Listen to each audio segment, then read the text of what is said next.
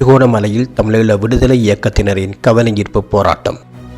தமிழீழ விடுதலை இயக்கத்தின் தலைவரும் பாராளுமன்ற உறுப்பினருமான செல்வம் அடைக்கலநாதனின் தலைமைத்துவத்துக்கு எதிர்ப்பு தெரிவித்தும் கட்சியின் 12வது தேசிய மாநாட்டை உடனடியாக நடத்தி புதிய நிர்வாகிகளை தெரிவு செய்யுமாறும் வலியுறுத்தி 27/3/2026 இன்றைய தினம் திருகோணமலை மாவட்டத்தில் கட்சி அங்கத்தவர்களால் கவனஈர்ப்பு போராட்டம் ஒன்று முன்னெடுக்கப்பட்டது. கட்சியின் திருகோணமலை மாவட்ட காரியாலயத்தின் முன்பாக பதாதைகளுடன் போராட்டத்தை ஆரம்பித்த அங்கத்தவர்கள் பின்னர் அங்கிருந்து நடைபயணமாக திருகோணமலை கடற்கரையில் அமைந்துள்ள வெலிக்கடை தியாகிகள் அரங்கம் முன்பாக சென்று தொடர்ந்தும் எதிர்ப்பு நடவடிக்கையில் ஈடுபட்டனர். இதன்போது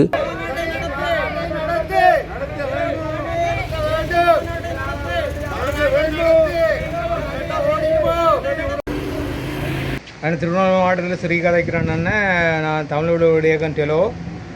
நான் இப்போ கதைக்கிறேன்டா செல்வம் அடைக்கலான்னாட்ட நான் கதைக்கிறேன் தலைவர்கிட்ட. என்னென்னா நாங்கள் இப்போ சூரியமூர்த்தி கட்டப்பட்டு எங்களை இந்த துயிலும் இல்லம், அதாவது எங்களை குட்டி அண்ணன் ஜெகன் அண்ணனுக்காக ஞாபகமாக சூரியமூர்த்தி எங்களோட நகர சபை கூட கட்டப்பட்ட இதில் என்ன கதைக்கிறேன். இந்த ஆர்ப்பாட்டம் நடந்த என்ன காரணம்டா தேவையில்லாத பிரச்சனைகள் இதில் கொண்டு போட்டு வழக்கை போட்டு திருவண்ணாமலை மாவட்டத்தில் பிரச்சனைகளை மழுங்கடிக்கப்பட்டு அந்நிய இனம் கொண்டு இந்த இடத்துல ஆளுகை செய்ய எங்கள் தமிழ் இனத்தை தாழ்த்தி அவங்க மேலோங்க செய்கிற ஒரு சதியாகத்தான் நான் நினைக்கிறேன். கட்சியின் ஜாப்பு விதிகளின்படி தற்போதைய தலைவர் உள்ளிட்ட உயர்மட்ட நிர்வாகிகளின் பதவிக்காலம் கடந்த 23/3/2026 முடிவடைந்துள்ளது.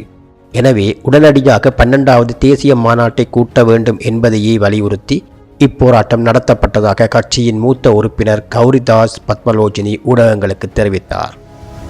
அவர் மேலும் தெரிவிக்கையில், வடக்கு மற்றும் கிழக்கின் 8 மாவட்டங்களில் புதிய நிர்வாகிகள் தெரிவு செய்யப்பட்டிருந்தாலும் திருகோணமலை மாவட்ட நிர்வாகிகள் தெரிவு யாப்புக்கு முரணானது என வழக்கு தொடரப்பட்டுள்ளது. இந்த வழக்கு கட்சி தலைமையின் ஆதரவுடன் தாக்கல் செய்யப்பட்டுள்ளதாகவும் அவர் குற்றம் சாட்டினார். இதனால் உட்கட்சி ஜனநாயக மீறல்களை உடனடியாக நிறுத்த வேண்டும் எனவும், தொடரப்பட்டுள்ள வழக்கு திரும்ப பெறப்பட வேண்டும் எனவும், தெரிவு செய்யப்பட்ட நிர்வாகிகள் அங்கீகரிக்கப்பட வேண்டும் எனவும், 12வது தேசிய மாநாட்டை தாமதமின்றி நடத்தப்பட வேண்டும் என்ற கோரிக்கைகள் முன்வைக்கப்பட்டிருந்தமை குறிப்பிடத்தக்கது.